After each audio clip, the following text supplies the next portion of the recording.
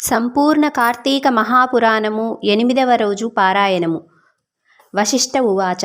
ఓ జనక నరేంద్ర, కార్తీక మాసములో ఎవరైతే హరిముందర నాట్యమును చేస్తారో వాళ్ళు శ్రీహరి ముందర నివాసులవుతారు. కార్తీక ద్వాదశి నాడు హరికి దీపమాలార్పణ చేసేవాళ్ళు వైకుంఠములో సుఖిస్తారు.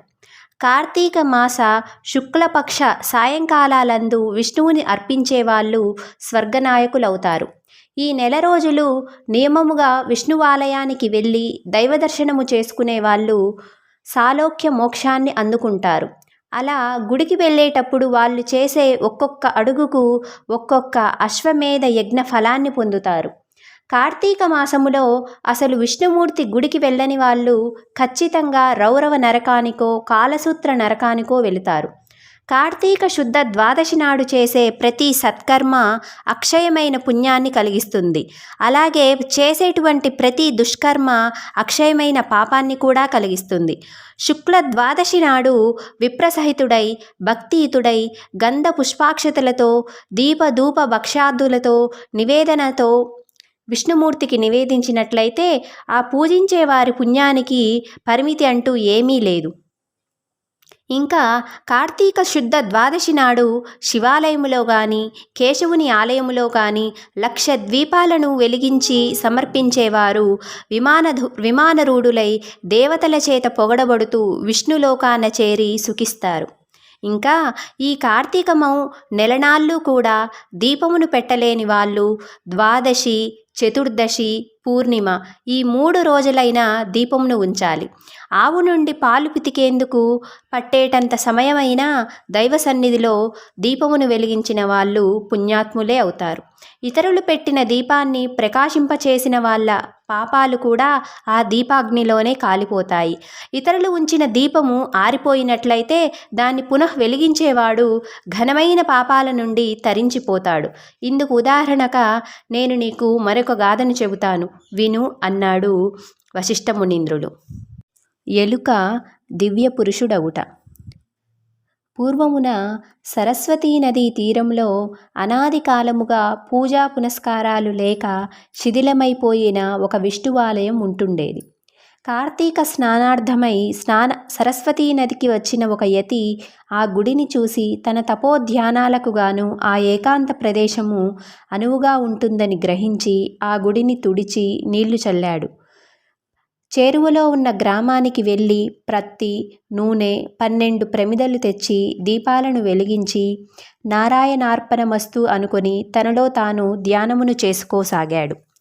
ఈ యతి ప్రతిరోజు ఇలా చేస్తుండగా కార్తీక శుద్ధ ద్వాదశి నాటి రాత్రి బయట ఎక్కడా ఆహారము దొరకకపోవడం వలన ఆకలితో తన కడుపులోనే ఎలకలు పరిగెడుతున్న ఒక ఎలుక ఆ గుడిలోకి వచ్చి ఆహారాన్వేషణములో విష్ణువు విగ్రహానికి ప్రదక్షిణము చేసి మెల్లగా దీపాల దగ్గరకు చేరింది.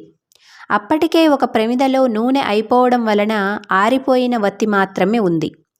తడిగా ఉన్న ఆ ఒత్తి నుంచి వచ్చే నూనె వాసనకు భ్రమసిన ఆ ఎలుక అదేదో ఆహారమని భావించి దగ్గరకు వెళ్ళి చూసింది. ఆ వత్తిని నోట కరుచుకొని పక్కనే వెలుగుతున్న మరో దీపము వద్దకు వెళ్ళి పరిశీలించబోయింది. ఆ పరిశీలనలో అప్పటికే నూనెతో బాగా తడిసి ఉన్న ఆ ఆరిపోయిన వత్తి కొన వెలుగుతున్న వత్తి అగ్ని సంపర్కమై ఉండటంతో ఎలుక దానిని వదిలివేసింది. అది ప్రమిదలో పడి 2 వత్తులు చక్కగా వెలగసాగాయి. రాజా, కార్తీక శుద్ధ ద్వాదశి నాడు విష్ణువు సన్నిధిలో ఒక యతీంద్రుడు పెట్టిన దీపము ఆరిపోగా అదే విధముగా ఎలుక వలన పునఃప్రజ్వలితమై తన పూర్వపుణ్య వశాన ఆ మూషికము ఆ రాత్రి ఆ గుడిలోనే విగతదేహి అయి దివ్యమైన పురుష శరీరాన్ని పొందటం జరిగింది. అప్పుడే ధ్యానములో నిండి లేచిన ఆ యతి ఆ అపూర్వ పురుషుణ్ణి చూసి, ఎవరి నువ్వు, ఇక్కడికి ఎందుకు వచ్చావు అని అడగటంతో ఆ అద్భుత పురుషుడు, ఓ యతీంద్ర, నేనొక ఎలుకను. కేవలం గడ్డి పరకల వంటి ఆహారంతో జీవించేవాడిని. అటువంటి నాకిప్పుడు దుర్లభమైన మోక్షము ఏ పుణ్యము వలన వచ్చినదో తెలియటం లేదు. పూర్వజన్మలో నేనెవరిని, ఏ పాపము వల్ల ఇలా ఎలుకనయ్యాను, ఏ పుణ్యము వలన నాకు ఈ దివ్యదేహము పొందాను, తపస్సంపన్నుడువైన నువ్వే నాకు సమాధానం ఇవ్వవలసింది అని ఆ శిష్యుడు అంజలి ఘటించి ఆ యతిని ప్రార్థించాడు. అదే సమయానికి ఆ విష్ణువాలయానికి మరికొంతమంది మహామునులు వచ్చారు. అందరూ కలిసి తిలసమేతముగా ఒక స్తంభముపై నేతితో దీపాన్ని వెలిగించి విష్ణువర్పణము చేసి గుడిలోకి వెళ్ళి పురాణ కాలక్షేపము చేయసాగారు.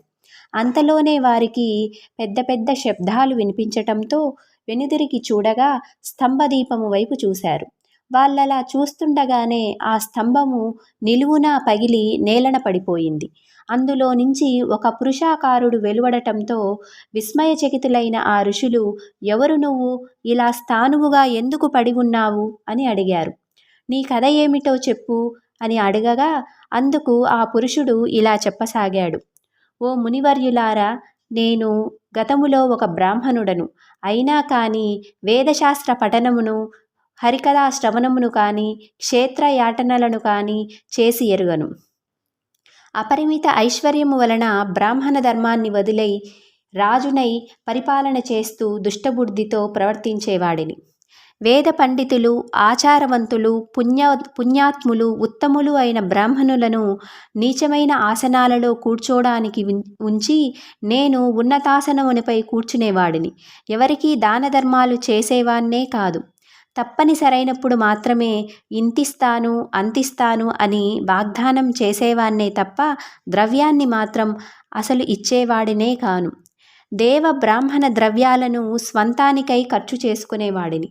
తత్ఫలితముగా దేహాంతరాన నేను నరకగతుడనై అనంతరము 52,000 మార్లు కుక్కగాను, 10,000 సార్లు కాకిగాను, మరో 10,000 పర్యాయాలు తొండగాను, ఇంకో 10,000 సార్లు విష్నాశినైన పురుగుగాను, 1,000,000 జన్మలు చెట్టుగాను, మరో 1,000,000 జన్మలు ఇలా మొద్దుల వలెను పరిణమించి కాలమును గడుపుతున్నాను. ఇంతటి పాపినైన నాకు ఇప్పుడెందుకు విమోచనము కలిగిందో, ఈ విశేష పురుషాకృతి ఎలా వచ్చిందో సర్వజ్ఞులైన మీరే చెప్పాలి అని కోరారు. ఆ ఉద్భూత పురుషుని వచనాలను విన్న ఋషులు తమలో మాటగా ఇలా అన్నారు. ఈ కార్తీక ఫలము యథార్థమైనది సుమా. ఇది ప్రత్యక్ష మోక్షదాయకము. మన కళ్ళ ముందరే ఈ కొయ్యకు ముక్తి కలిగినది కదా. అందున కార్తీక పూర్ణిమ నాడు స్తంభదీపమును పెట్టడం సర్వత్రా శుభప్రదము.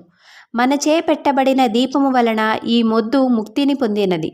మొద్దైనా మానైనా సరే ఈ కార్తీకములో దైవ సన్నిధిన దీపాన్ని వహించడము వలన దామోదరుని దయవల్ల మోక్షమును పొందటం తథ్యము.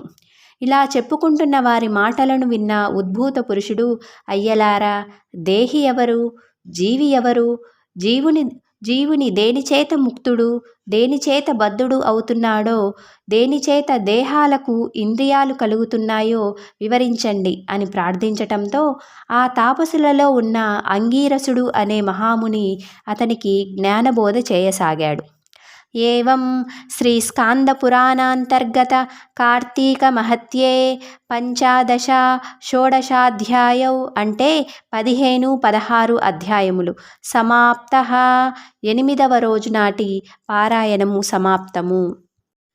మీకు ఈ 8వ రోజు కార్తీక మాస పారాయణం నచ్చినట్లయితే దయచేసి ఈ వీడియోను లైక్ చేయండి, షేర్ చేయండి, అలాగే ఈ ఛానల్ను సబ్స్క్రైబ్ చేసి సపోర్ట్ చేయండి. Thank you for watching. Thank you for your time. Thank you all.